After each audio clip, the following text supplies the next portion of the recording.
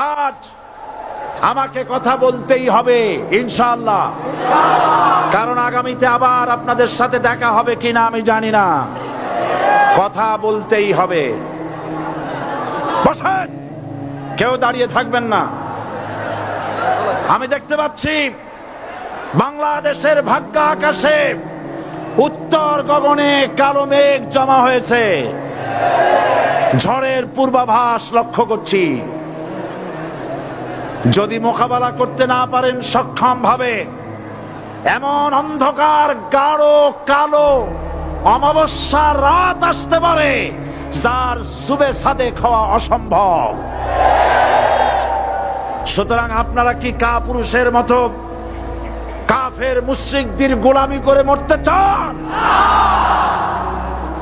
বিড়ালের মতো 500 বছর বেঁচে থাকার কোনো লাভ নাই। সিংহের মতো 1 ঘন্টা বাঁচতে চাই। আমাদেরকে বলা হয় সাম্প্রদায়িক উস্কানিমূলক কথা নাকি আমি বলি। পত্রপত্রিকা দিছে না তারা? সাম্প্রদায়িক উস্কানি কথা, সাম্প্রদায়িক উস্কানিমূলক কথা বলি।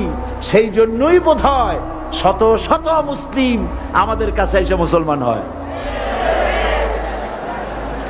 মানুষে আর বোকা বানানো যাবে না। যাবে কি? আর বোকা বানানো যাবে? তারপর বলছে কি? এরপরে বলছে, আমাকে বলছে রাজাকার।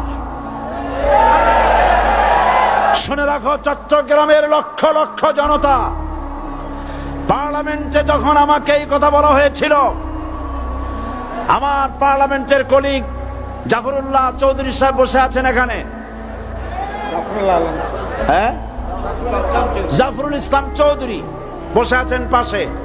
প্রধানমন্ত্রী সুদ্ধা, অন্তত 3 শতাধিক পার্লামেন্টের সম্মানিত সদস্যরা সেদিন বসা।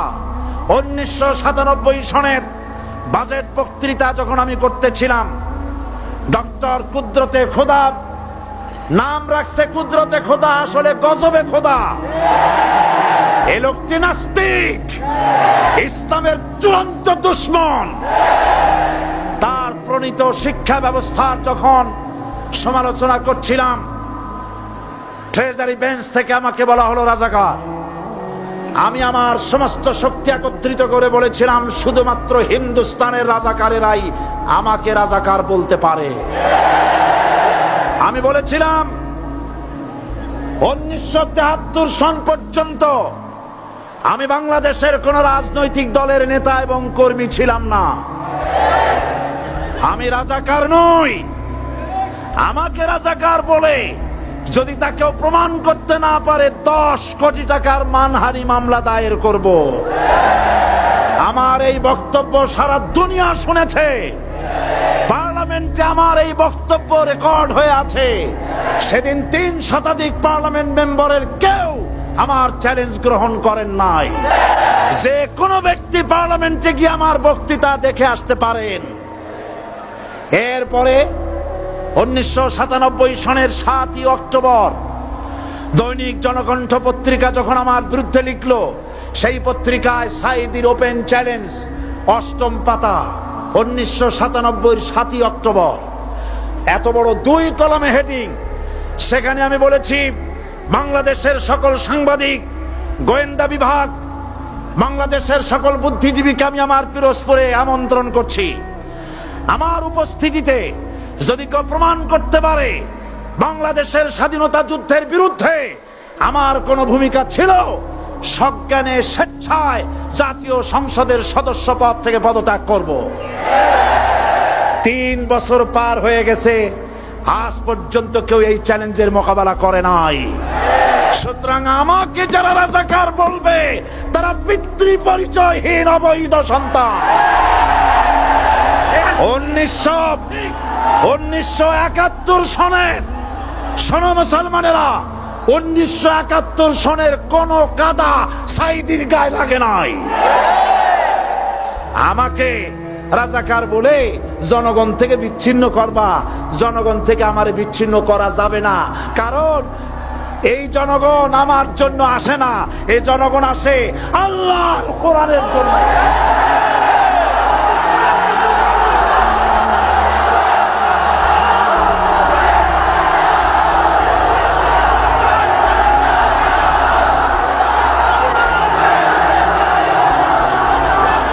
আজকে আর যারা ইসলামের কথা বলে, যারা ইসলামের কথা বলে তারাই রাজাকার, তারাই মৌলবাদী। মৌলবাদী বললে আমরা অসন্তুষ্ট হই না, কারণ মৌলবাদী শব্দটা আসছে মূল থেকে। মৌল শব্দ এসেছে মূল থেকে।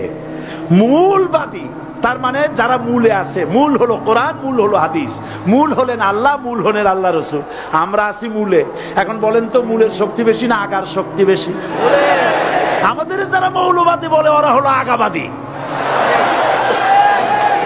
মূলে আছে কত কোটি? 12 কোটি। মূলে আছে কত কোটি? আর আমাদের যারা মৌলবাদী বলে ওই থাকো গাছের আগায়, আমরা মূলে।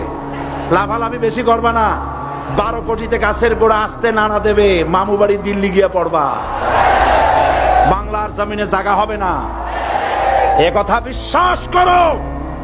বাংলাদেশের মুসলমানদের শরীরে এক বিন্দু রক্ত থাকতে শয়তানের তৈরি করা ধর্ম নিরপেক্ষ মতবাদ বাংলার জমিনে কায়েম হতে দেওয়া হবে না, হবে না।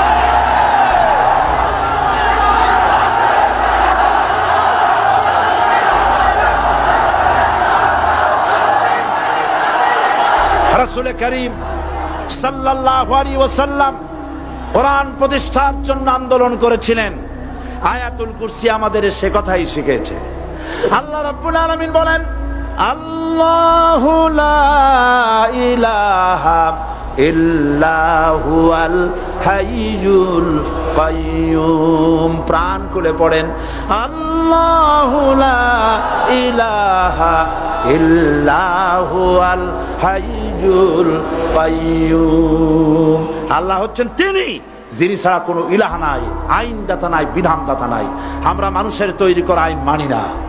12 কোটি মুসলমানের দেশে আইন তৈরি করবে মানুষ, আমরা মানব না। পার্লামেন্টে তৈরি হতে হবে কোরআন দিয়ে, পার্লামেন্টে আইন তৈরি হতে হবে কোরআন দিয়ে। সুতরাং ভয় যতই পান আর যতই ষড়যন্ত্র করেন, 4 দল যখন একত্রিত হয়েছে, ঐক্যবদ্ধ থাকবে, সরকার ঐক্যবদ্ধভাবে গঠন হবে, নির্বাচন ঐক্যবদ্ধভাবে হবে এবং কোরআন হবে, আল কোরআনের পার্লামেন্ট হবে বাংলাদেশে।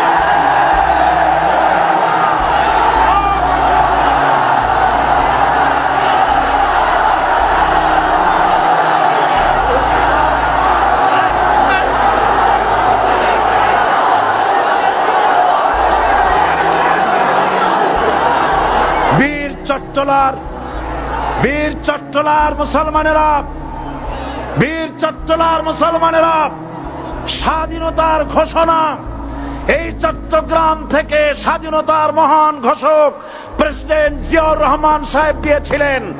এই চট্টগ্রাম থেকেই ইসলামী রাষ্ট্রের ঘোষণা হবে।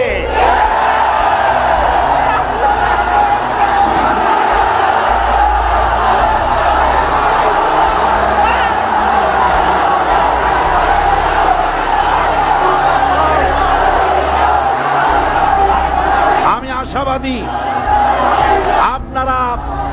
আপনারা অবশ্যই তা পারবেন।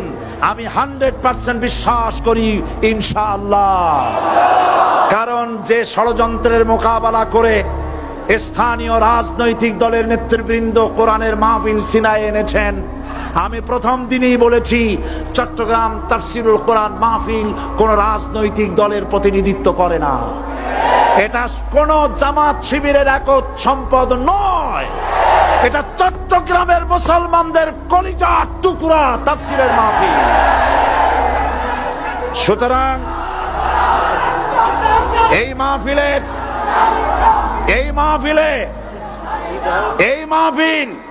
চট্টগ্রামে থাকবে ইনশাআল্লাহ কিয়ামত পর্যন্ত।